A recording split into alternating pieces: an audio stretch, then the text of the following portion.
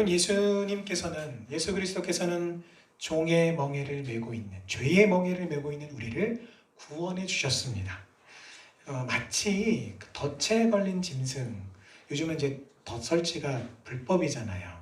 그래서 불법인데, 제가 어렸을 때만 해도 산에 덫이 굉장히 많았습니다. 그래서 어렸을 때 저희 아버지 따라서 이게 겨울이 되고 눈이 오면, 그리고 눈이 밤새 오고 다음날 눈이 그치면 어디를 가느냐?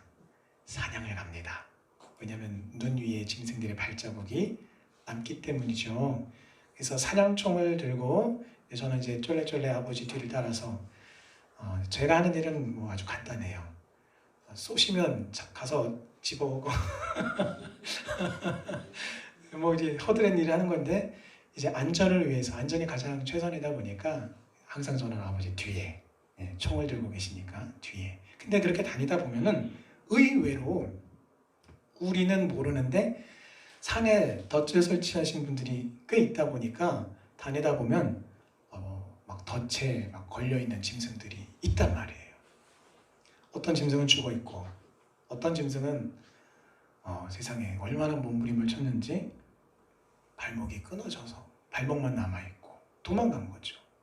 근데 여러분, 마치 이 덫에 걸린, 이렇게 덫에 걸린 짐승을 덫을 덫을 벌려서 풀어주는 것처럼 도저히 자신의 힘으로 빠져나올 수 없고 헤어나올 수 없었던 죄, 죽음, 죄의 저주로부터 우리를 해방시켜 주셨다라는 것입니다. 자, 그런데 성경을 제대로 잘 읽다 보면, 성경을 알아가다 보면은 애초에 우리가 이렇게 죄의 노예, 율법의 노예, 종의 멍에를 맨 자들이 아니라 우리는 애초에 자유인이었다라는 것을 알 수 있습니다. 문제는 내가 가지고 있는 그 자유를 어떻게 사용하느냐라는 것입니다. 아담과 하와는 하나님이 주신 그 자유를 가지고 자신의 욕심을 채우고자 했기 때문에 결국은 불행해지고 죄의 저주에 빠져버리고 말았습니다. 자신들만 불행해진 것이 아니라 인류의 대표자로서 하나님과 계약을 맺고 언약을 맺은 자로서 아담 안에 있는 모든 인류가 다 동일하게 죄의 저주에 걸려버리고 만 것입니다. 이게 뭡니까? 자기만 망한 게 아니라 자신의 잘못으로 인하여 모든 인류라고 하는 공동체까지 죄다 지옥의 구렁텅이로 빠뜨려버리고 죄의 오염을 일으켜버리고 죄의 저주 아래에 놓이게 만든 것입니다. 자, 그렇다면 이제 예수님께서 회복시켜 주심으로 우리에게 새롭게 주신 그 자유를 가지고 우리가 무엇을 해야 하는가는 아주 분명합니다. 내가 가진 자유는 더 이상 자신의 욕심을 채우는 일에 사용해서는 안 됩니다. 내가 가진 자유는 하나님께서 태초에 천지를 창조하시며 인간을 창조하실 때에 세우셨던 창조의 질서, 창조의 목적대로 사용되어야 옳은 것입니다. 그것은 자신의 유익과 자신의 욕심을 구하는 것이 아니라 하나님의 영광을 위해서 그 자유가 사용되는 것입니다. 그리고 그렇게 사용될 때에 우리는 내 안에 참 행복을 우리는 경험하고 체험하고 누릴 수 있습니다. 그리고 하나님의 영광을 위해서 내게 주신 그 자유를 우리가 믿음으로 사용할 때에 우리는 더 깊은 차원의 자유를 누릴 수 있습니다. 더 깊은 차원의 자유란 바로 하나님의 은혜 안에서 맛보는 자유입니다. 이것은요, 마르지 않는 샘과 같아서 우리 안에서 그 하나님의 은혜가 계속 성령의 충만함 가운데 끊임없이 솟아나오는 거예요. 그래서 어떻게 합니까? 그 솟아나는 마르지 않는 샘이 우리 안에, 성령의 놀라운 은혜의 샘이 열린 자는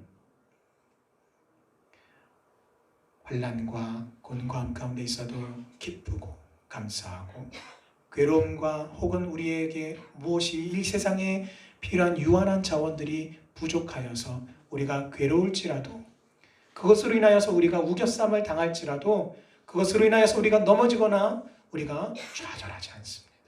왜냐하면 소망 되신 예수 그리스도의 그 은혜가 우리 안에서 끊임없이 마르지 않는 샘으로 계속해서 솟아나기 때문입니다. 하나님의 영광을 위해서 이처럼 우리에게 주어진 그 자유를 사용할 때에 우리는 하나님이 세우신 창조의 질서를 따르게 되는 것입니다. 그리고 그 창조의 질서를 따를 때에 우리는 참 만족과 참 행복을 경험하게 되는 것입니다. 이처럼 하나님의 영광을 위해서 사용이 되는 자유는 참 진리를 체험하게 하고 그 진리는 우리를 더 크고 행복한 자유로 안내합니다. 그리고 그 진리는 바로 우리 주 예수 그리스도이십니다. 자, 그러므로 하나님께서 이처럼 우리를 부르신 대로 살기 위해서는 첫 번째로 실패한 아담의 방식 따르기를 거절해야 합니다. 자, 그래서 하나님의 자녀들은요, 예수님 안에서 자유하며 그 자유로 자기의 유익을 구해서는 안 되는 것입니다. 그것은 이미 아담 안에서 이미 실패한 방식이에요. 우리가 잘 알잖아요. 그 방식을 아담이 따랐다가 크게 실패했습니다. 자, 그렇다면 예수님은 어떠셨습니까? 예수님은요, 이 세상에 오셔서 십자가의 사명을 지실 수도 있었고 거절하실 수도 있었습니다. 그것을 어떻게 하냐고요? 여러분, 겟세마네 동산에서 예수님이 어떻게 기도하셨는지를 한번 떠올려 보십시오. 아버지 하나님, 이 고난의 잔을 내게서 옮겨 주옵소서. 그렇게 자신의 유익을 구하시는 기도를 하시며 영적으로 몸부림치고 영적으로 기도 가운데 씨름하시다가 그러나 나의 원대로 마옵시고 아버지의 뜻대로 하옵소서라고 그렇게 기도하셨어요. 이게 무엇을 말합니까? 선택권은 누구에게 있었습니까? 예수님께 있었습니다. 하나님의 뜻대로 예수님에게 주어진 그 자유를 가지고 하나님의 영광을 위해서 사용할 수도 있었고 아니면 자신의 안전. 여러분, 예수님이 구했던 게 다른 게 아니잖아요. 사람은 누구나 죽음 앞에서 움츠러들고 작아지기 마련입니다. 위기와 고난 앞에 선 사람들마다 그 마음이 덜컥 내려앉는 이유가 무엇입니까? 우리의 본능이에요. 그 본능 앞에서 예수님은 자신을 쳐서 자신의 안위와 자신의 생명보다 아버지 하나님의 뜻에 순종하기로 하나님의 영광을 위하여 자신의 자유를 사용하시기로 믿음으로 결단하신 것입니다. 이처럼 내게 주어진 자유로 죄의 종의 기회를 삼지 말고 내 생애에 단 한 번 경험할 수 있는 참된 행복을 위해서 그 자유를 사용해야 합니다. 여러분, 내 생에 경험할 수 있는 단 한 번의 참된 행복이 무엇입니까? 바로 천국입니다. 예수 안에 늘 승리가 있고 그 승리를 통해 늘 새로운 은혜와 행복이 나에게 주어진다면 내가 순종함으로 경험하게 될 은혜와 행복은 내 생애에 단 한 번 주어지는 기회예요. 더군다나 나중에 이후에 예수님이 재림하셔서 우리가 가게 될 천국에는 더 이상은 죄의 유혹도 죄와 이렇게 힘들게 분투하고 싸우는 것이 없습니다. 그러니 이 땅에 우리가 사는 동안 죄의 유혹과 투쟁의 선택 속에서 그 내게 주어진 자유를 가지고 이 죄와 더불어 싸우는 은혜의 기회로 삼는 것은 더할 나위 없이 값진 것이 되는 것입니다. 그런 의미에서 오늘 본문에서 말하고 있는 할례를 말합니다. 보라, 이전에 나 바울은 너희에게 말하노니 너희가 만일 할례를 받으면, 여러분, 할례가 무엇입니까? 하나님께서 아브라함에게 명령하심으로 이스라엘 민족이 하나님의 백성, 하나님의 것이라고 하는 것을 표식하는 육체의 표시였습니다. 그리고 실제로 이스라엘 백성들은 자신들의 몸에 할례를 행함으로써 우리는 이방인과 같지 않고 할례를 행함으로 나는 하나님의 자녀가 되었어 라고 하는 것을 기뻐하고 감사하고 그것을 굉장히 자신감, 굉장히 프라이드를 가졌습니다. 그런데 문제는 무엇입니까, 여러분? 우리가 하나님의 백성, 하나님의 자녀, 내가 구원받은 백성이라고 하는 것에 대해서는 우리는 기뻐하고 감사해야 합니다. 하나님의 말씀과 하나님의 그 사랑 안에서 우리는 연합하며 하나가 되어야 하는 것이 맞습니다. 그러나 여러분, 그것이 지나치게 강하면 어떻게 됩니까? 상대적으로 배타성이 돼요.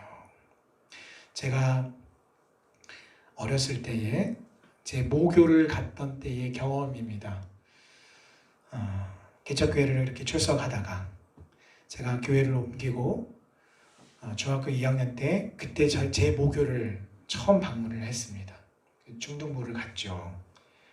근데 세상에나 중등부를 갔는데 도저히 거기가 제가 있을 곳이 못 된다라고 하는 느낌을 너무 잔뜩 주는 거예요. 왜요?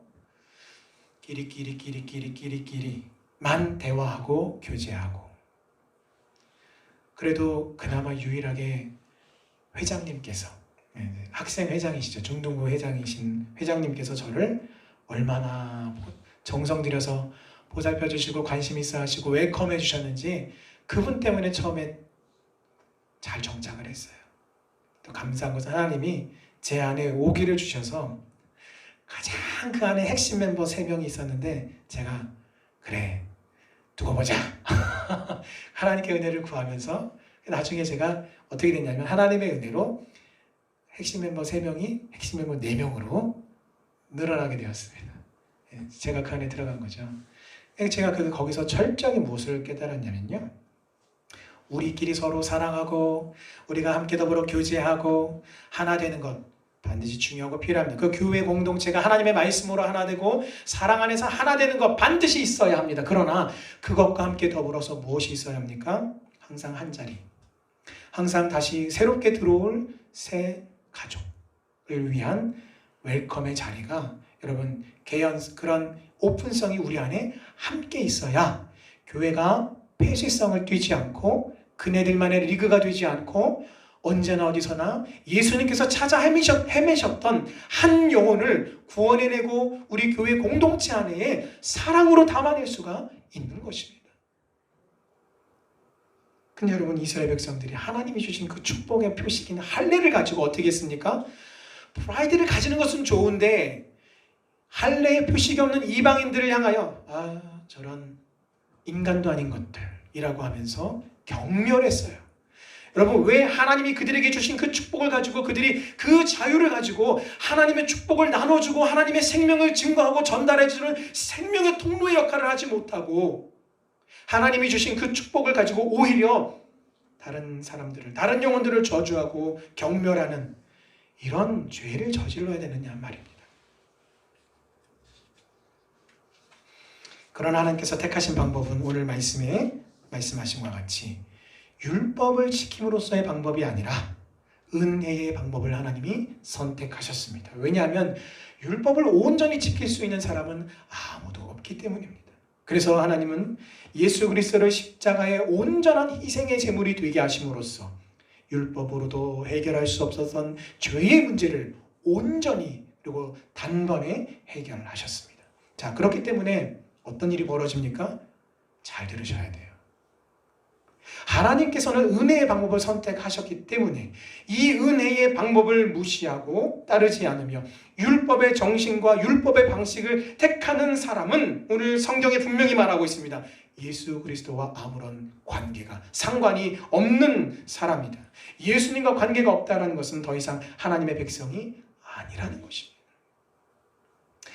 갈라디아 교인들은요, 이 은혜의 방법을 따르기로 결단한 사람들이었습니다. 예수 그리스도를 믿음으로 구원을 받은 사람들입니다. 구원 이후의 삶의 방식 또한 하나님의 방식, 믿음의 방식을 따르기로, 은혜의 방식을 따르기로 하나님 앞에서 결심한 사람들입니다. 자, 그런데 이 은혜의 법을 따라야 할 갈라디아 교인들이 돌연 진리를 순종하기를 그치고 진리를 거스르는 잘못된 권면을 따르기 시작한 것입니다. 그것은 무엇입니까? 바로 율법을 지킴으로써 사람을 정죄하는 방식으로, 타인을 정죄하는 방식으로 그 법들을, 기준들을 제시한 것입니다. 그들 안에 여러분 잘못된 누룩, 곰팡이 혹은 효모, 이런 누룩이 그들 공동체 전체로 다 번졌기 때문입니다. 여러분, 빵을 만들어 보면 알죠. 누룩을 넣어보면 압니다. 큰 반죽을 일으키기 위해서 많은 효모가 필요하지 않아요. 작은 효모, 작은 누룩만 넣어도요, 오랜 시간 동안 반죽을 해보면요, 빵이 엄청나게 부풀어 오릅니다. 이유가 무엇입니까? 그 효모의 특성상 온 반죽으로 다 번져서 그 전체의 반죽을 다 부풀어 오르게 하기 때문에 그런 것입니다. 자, 그러므로 아무리 작은 효모라 할지라도 그 효모가 공동체 안에 번지면 크게 부풀어 올리는 것이 바로 그 성격이기 특징이기에, 그러므로 우리는 두 번째로 잘못된 누룩을 조심해야 합니다. 여러분, 혹시 우리 믿음 생활에 이와 같은 누룩은 혹시 없습니까? 나에게 주어진 그 자유를 나의 만족과 나의 유익을 위해서 사용하게 하는 것은 그것이 무엇이든지 간에 잘못된 누룩입니다. 그리고 그 잘못된 누룩을 우리가 따른다면 그 결과는 오직 진리 되신 예수 그리스도 안에서 누릴 수 있는 진정한 자유와 진정한 행복을 상실하고 마는 것입니다. 그것은 마치 성령 충만하던 성도가, 여러분 우리가 어떻습니까? 성령 충만하면 기쁘고 감사하고 행복해요. 그런데 여러분, 우리가 혹시라도 범죄하게 되면 우리의 마음이 어떻습니까? 굉장히 불편해집니다. 굉장히 어려워집니다. 왜 그럴까요? 여러 가지로 말할 수 있지만요, 근본적인 이유는 예수 그리스도를 믿고 구원받은 하나님의 자녀는 이제 하나님과 나 사이에 내가 하나님의 자녀가 됨으로, 양자가 됨으로 인하여서 하나님 아버지와의 생명적인 교제권이, 관계가 형성이 된 거예요. 그래서 우리가 그 안에서, 그 은혜 안에서 성령의 충만을 누리고 하나님이 위에서부터 내려주시는 온갖 은혜의 좋은 것들로 우리를 채워주시기 때문에 우리가 그렇게 기쁘고 감사한 것입니다. 그러나 우리가 범죄하면 어떻게 됩니까? 옛날에도 그랬고, 과거에 그 자녀들이 막 야단치고 막 혼낼 때 부모님들이 막 화가 나면, 있는 대로 화가 나면 뭐라고 말합니까? 호적에서 판대요. 호적에서 파는 게, 글쎄요. 근데 여러분, 아무리 호적에서 판들 그 부모와 자녀의 관계가 무효로 돌아갑니까? 절대 그렇지 않아요. 여러분, 예수 믿고 구원받았는데 그 하나님의 자녀, 하나님의 백성이 죄를 지으면 하나님 아버지와의 관계가 끊어집니까? 그렇지 않아요. 아버지 하나님을 여전히 아버지라 부를 수 있고, 하나님은 나를 향하여 나의 사랑하는 나의 자녀, 나의 백성이라고 불러주세요. 그러나 내가 범죄할 때에 그 죄로 말미암아서 어떻게 됩니까? 교제권이 끊어지는 거예요. 그래서 부모님이 막 자녀를 야단치고 혼내면서 방으로 가! 왜요? 지금 보고 싶지 않아. 지금 보고 있으면 마음이 불편해요. 화가 나요. 그러니까 어떻게 합니까? 물려보냅니다. 잠깐의 그 교제권이 단절이 된 것뿐이에요. 근데 언제 그 교제권이 회복이 되고 언제 다시 회복이 됩니까? 그 자녀가 진실한 마음으로 자신의 죄를 뉘우치고 부모님께 용서를 구할 때, 바로 그때 다시 그 생명적인 교제권이 회복이 되는 거예요.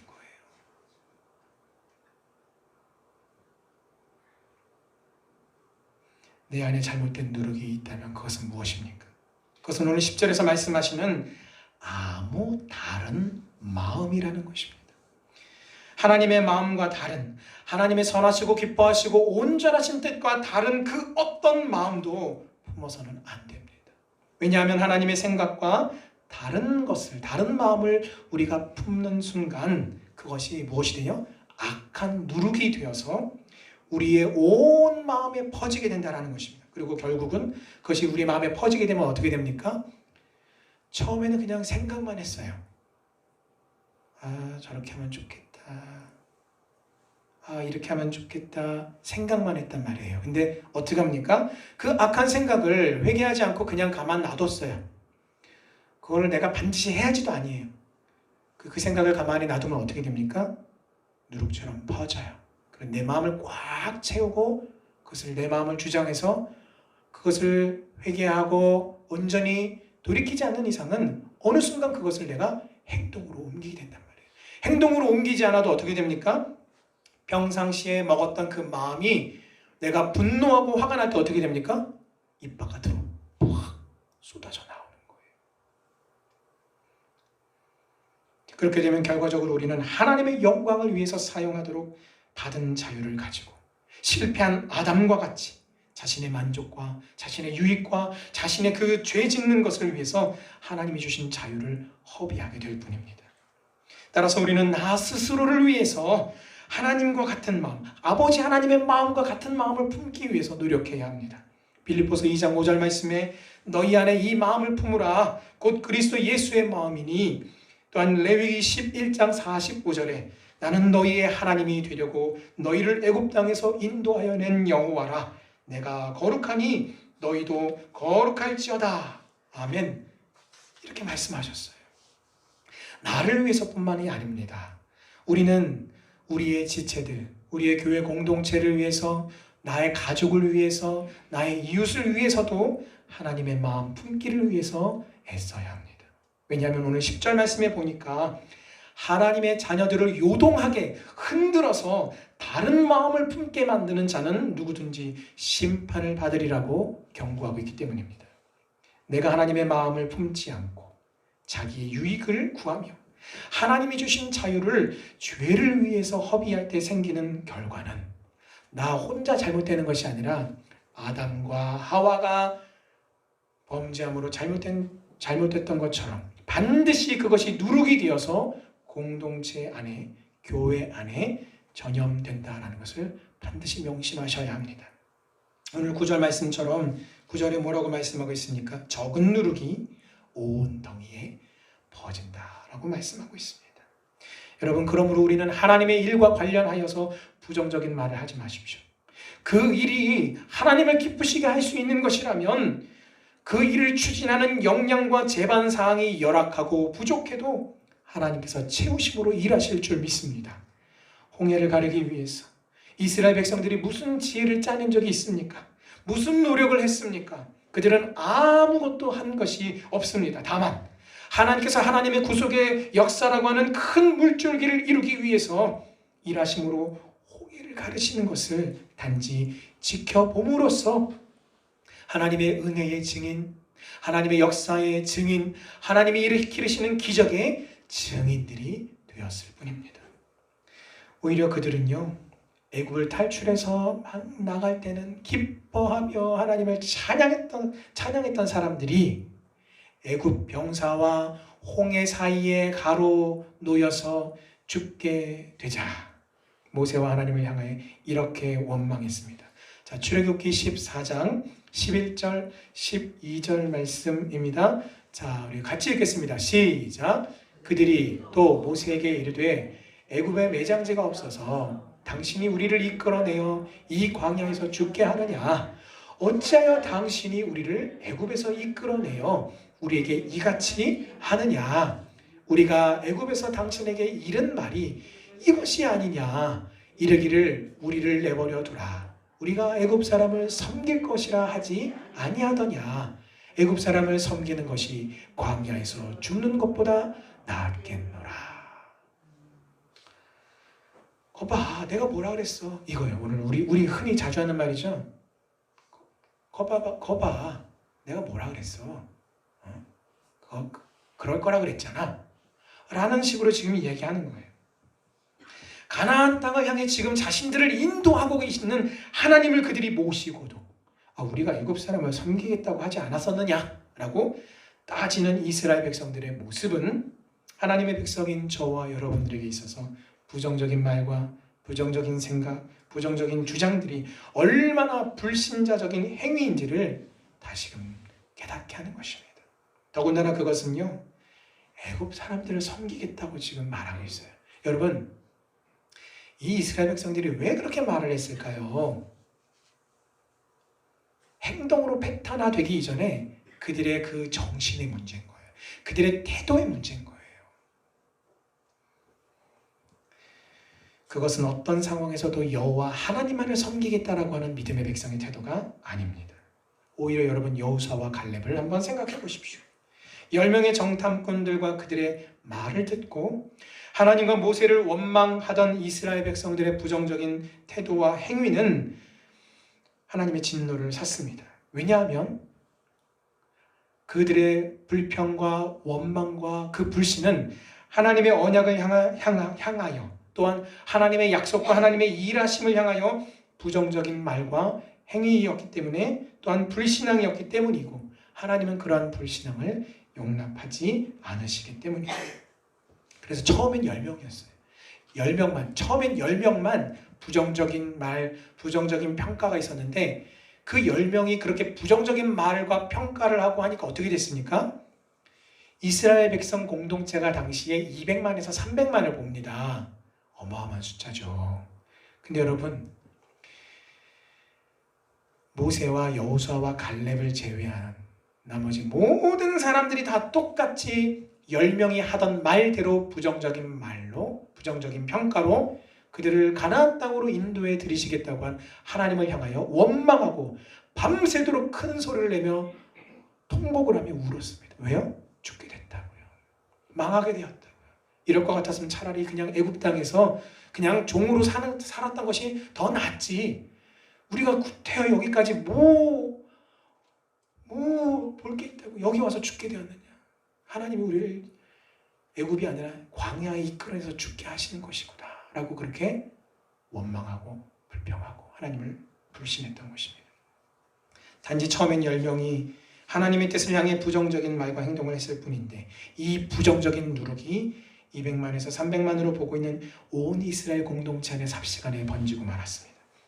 민수기 13장 32절에 이스라엘 자손 앞에서 그 정탐한 땅을 악평하여 이르되 우리가 두루 다니며 정탐한 땅은 그 거주민을 삼키는 땅이요 거기서 본 모든 백성은 신장이 장대한 자들이며 민수기 14장 2절에 이스라엘 자손이 다 모세와 아론을 원망하며 온 회중이 그들에게 이르되 우리가 애굽 땅에서 죽었거나 이 광야에서 죽었으면 좋았을 것을.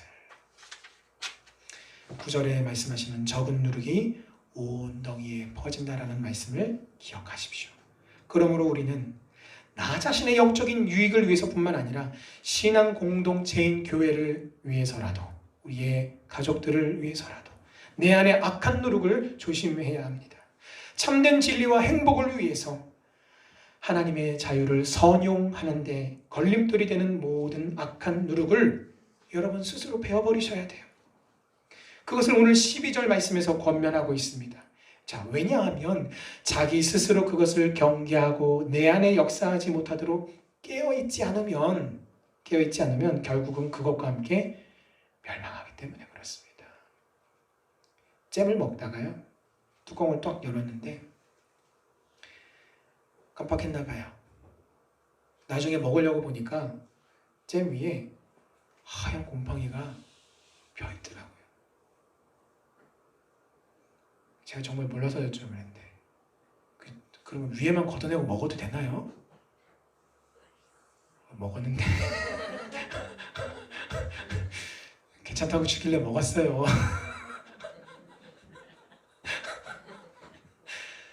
여러분, 곰팡이가 그냥 어느 한 곳에 폈어요. 거기만 걷어내면 괜찮겠지가 아닙니다. 제가 아는 상식에도 그렇거든요. 그런 것이에요. 깨어있지 않으면 결국은 어느새 다 퍼져버린 곰팡이와 함께 멸망하는 것입니다. 여러분, 소돔과 고모라에 대한 하나님의 심판을 기억하십시오. 하나님의 은혜로 간신히 소돔성에서 건짐을 받았지만 그 롯의 처는 어떻게 했습니까? 하나님이 도망가서 저 멀리 갈 때까지 절대 뒤를 돌아보지 말아라라고 했는데 결국 뒤를 돌아봤어요. 근데 여러분, 하나님 너무하신 거 아니에요? 그냥 어쩌다 뒤 돌아볼 수도 있는 거잖아요. 근데 돌아봤다가 소금 기둥이 되어서 죽고 말았어요. 왜 그렇습니까? 뒤를 돌아보는 그 의미가 핵심이에요. 단순히 그냥 등이 가려워가지고 이렇게 등을 돌아봤는데 소금 기둥이 된 게 아니라 자신들이 그 소돔과 고모라 땅에서 누리고 가지고 있었던 부와 찬란함과 그들이 누렸던 그 모든 것이 너무 아까운 거예요. 지금 목숨만 간신히 몸만 딸랑 건져내는 이 상황에서 자신들이 가지고 있던 그 모든 재산과 재물, 그 집, 세상 사람들이 부러워할 만한 그 모든 것들을 다 버려두고 목숨만 간신히 건지는 이 상황에서 너무너무 아까운 거예요. 그래서 뒤를 돌아본 겁니다. 자기 스스로 내 안에 역사하는 물질에 대한 사랑, 그것에 대한 애착의 마음이 역사하지 못하도록 그 마음이 깨어 있었어야 했습니다. 그러나 그 마음이 깨어 있지 못함으로 하나님의 말씀에 불순종하였고 그 결과 소금 기둥이 되어버림으로 멸망하게 된 것입니다. 여러분, 따라서 우리가 버리지 않으면, 내 스스로 버리지 않으면 우리를 사랑하시는 하나님께서 우리가 사랑하던 그것과 함께 내치심으로 크게 맞고 많이 잃어버린 후에 그때서야 비로소 깨닫는 거예요. 아이고 아파라, 이게 아니구나. 그러므로 우리는 율법의 누르기, 죄의 누르기, 하나님이 기뻐하시지 않는 아무 마음이라도 우리 안에서 우리를 주장하지 못하도록 우리는 스스로 깨어 있어야 합니다. 그리고 그러한 것을 조장하는 게 있으면 어떻게 합니까? 스스로 배워버리는 거예요. 이 말씀을 듣고 어떤 분은 자꾸 다른 사람과 가서 막 칼질을 하는 거예요. 여기 뭐 묻었어. 그게 아니라 스스로 배워버리라는 얘기는 자기 자신을 스스로 배워버리라는 이야기예요. 그리고 그러한 것을 조장하는 사람을 스스로 그 관계를 잘 배워버려야 합니다. 그러나 오늘 말씀에서 계속해서 거듭 강조하고 있습니다. 배워버려야 할 사람이 있다면 그 배워버려야 할 사람이 나의 가정 안에, 교회 공동체 안에, 우리의 이웃들 안에 있다면 여러분 것을 지혜롭게 하셔야 합니다. 반드시 그 배는 방식이 서로를 물고 먹는 방식이 아니어야 합니다. 그런 방식은 반드시 피해야 합니다. 사랑이 없는 비판은 칼과 같습니다. 그래서 상대방을 후벼 팜으로 상대방의 마음에 큰 상처를 남기기 마련입니다. 악한 누룩을 나에게 퍼뜨리는 그 사람이 주님의 몸인 지체라면 우리는 오직 사랑의 종 노릇을 해야 합니다. 왜냐하면 성경적인 사랑의 섬김을 통해서만이 악한 누룩을 퍼뜨린 지체에게 예수 그리스도와의 첫 사랑으로 돌아가라고 권면할 수 있기 때문입니다. 이것은 누가 사용하셨던 방법이냐면 예수님이 사용하셨던 방법이에요. 가늠한 여인을 예수님께로 끌고 왔습니다. 그리고 끌고 온 그 사람들을 향하여 죄 없는 자가 먼저 돌로 치라 라고 하시고 그들이 양심의 갑작을 받아서 다 돌아간 이후에 예수님께서도 그 여인을 향하여 나도 너를 정죄치 않으니 돌아가서 다시는 이와 같은 동일한 죄를 짓지 말아라 라고 권면하신 예수님의 방법이 바로 그와 같은 것입니다. 잘못된 지체를 바로잡기 위해서 사용하는 방식이 죄의 종로를 타는 방식이 되어서는 안 돼요. 오직 사랑으로 권면하되 하나님의 말씀으로 권면하십시오. 사람의 말로 비판하지 마세요. 그 누룩이 악한 것임을 하나님의 말씀으로 사랑을 가지고 주님의 사랑을 가지고 권면하셔야 합니다. 이것을 성공적으로 행하기 위해서는요, 내가 항상 하나님의 은혜 안에 거함으로 내 안에 마르지 않는 샘이 계속해서 흘러나와야 합니다. 그것을 확인하는 방법이 있습니다. 마태복음 7장 1절에서 5절 말씀으로 자신을 체크하는 것입니다. 제가 읽을 테니까 눈으로 함께 따라오십시오. 비판을 받지 아니하려거든 비판하지 말라. 너희가 비판하는 그 비판으로 너희가 비판을 받을 것이요 너희가 헤아리는 그 헤아림으로 너희가 헤아림을 받을 것이니라. 어찌하여 형제의 눈 속에 있는 티는 보고 내 눈 속에 있는 들보는 깨닫지 못하느냐. 보라, 내 눈 속에 들보가 있는데 어찌하여 형제에게 말하기를 나로 네 눈 속에 있는 티를 빼게 하라 하겠느냐. 외식하는 자여, 먼저 내 눈 속에서 들보를 빼어라. 그 후에야 밝히 보고 형제의 눈 속에서 티를 빼리라. 아멘. 여러분, 이 말씀을 오해하시는 분들이 있어요. 거봐, 나한테 뭐라고 하지 마. 여러분, 하나님의 말씀을 잘 읽으셔야 돼요. 이 말씀이 형제 눈 속에 있는 티를 빼지 말라는 것입니까? 아니에요. 빼주라는 거예요. 빼주라는 겁니다. 오히려 빼줘야 된다고 말씀하세요. 제가 어린 시절에 그 가을에 그 상소리 나무, 도토리처럼 참 많이 다녔거든요. 오한마 들고서 초등학교 6학년인데 그때 오한마 들고 탁 치면 막 후두둑 막 도토리가 막 떨어지잖아요. 그러면 이제 자루 갖고 다니면서 막 다 주워서 엄청 실히 주스러 다녔는데 어느 날은 하필이면은 오가마를 탁 쳤는데 제가 그냥 이러고 이렇게 겸손하게 있었어야 되는데 이렇게 위를 올려다 봤거든요. 그랬더니 세상에 뭐가 눈에 탁하니 들어간 거예요. 눈을 뜰 수가 없는 거예요. 눈을 뜰 수가. 그래가지고 제가 같이 있었던 동생에게 형 눈에서 뭐 좀 빼줘라. 이게 뭐냐 막 했는데 나중에 뭐가 나왔냐면 그 도토리 들어가 있는 그 모자 있죠? 모자. 그 모자가 뚝 떨어져가지고 이 눈 속에 여기 눈꺼풀 안에 들어간 거예요. 큰일 날 뻔했어요. 티가 들어가면 어떻습니까? 어느 날 티가 제가 들어갔는데 눈이 까끌까끌하니 너무 따갑고 아픈 거예요. 제가 이렇게 느껴보니까 눈썹이 들어간 것 같아요. 속눈썹이. 제가 아무리 빼려고 해도 눈이 시뻘개지고 눈물은 막 흐르는데 계속 아픈 거예요. 제가 우리 큰딸한테 아빠 좀 제발 살려줘라. 그리고 눈을 이렇게 했는데 안 보인다는 거예요. 여러분 작은 눈썹 하나만 들어가도 그렇게 난리가 나고 아픈데 형제의 눈 속에 티가 들어가 있는데 괜찮아. 오늘 하나님이 빼지 말라고 그러지. 아니잖아요. 빼주라는 겁니다. 근데 그 빼주기 위해서는 먼저 무엇을 하라고요? 자신의 눈 속에 있는 들보를 먼저 빼내는 것이 우선이라는 것입니다. 티를 빼달라고 형제인 나에게 부탁을 하는 마당에 내 눈 속에 있는 들보는 도대체 누가 빼줄 수 있습니까? 바로 예수님이십니다. 예수님의 십자가 보혈로 나의 모든 죄를 용서받고 하나님의 마음을 품으며 성령님의 다스림 가운데에 우리가 거할 때에 바로 내 눈 속의 들보를 뺄 수 있는 것입니다. 말씀을 맺겠습니다. 예수님께서는 자신의 생명을 다 들이심으로 저와 여러분에게 진리 안에서 자유하게 해주셨습니다. 이제 우리는 그 자유를 가지고 실패한 아담의 방식을 따르라고 하는 그 죄의 유혹을 거부해야 합니다. 그것은 자신의 유익과 자신의 만족을 구하는 모든 삶의 방식을 버리는 것입니다.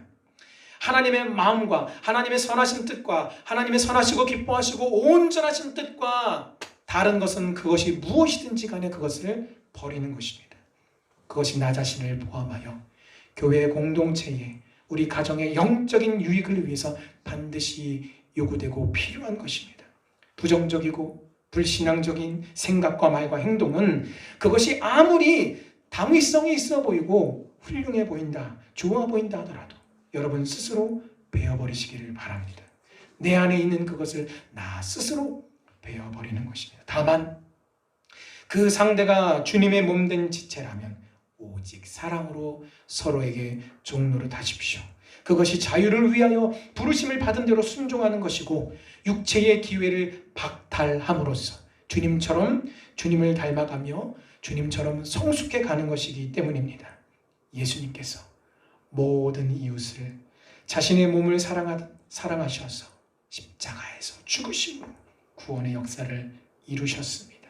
이와 마찬가지로 우리의 이웃을 향해 자유를 위하여 우리를 부르신 대로 순종함으로써 하나님의 역사를 이루시는 주님의 백성들이 다 되시기를 주님의 이름으로 축원합니다. 아멘.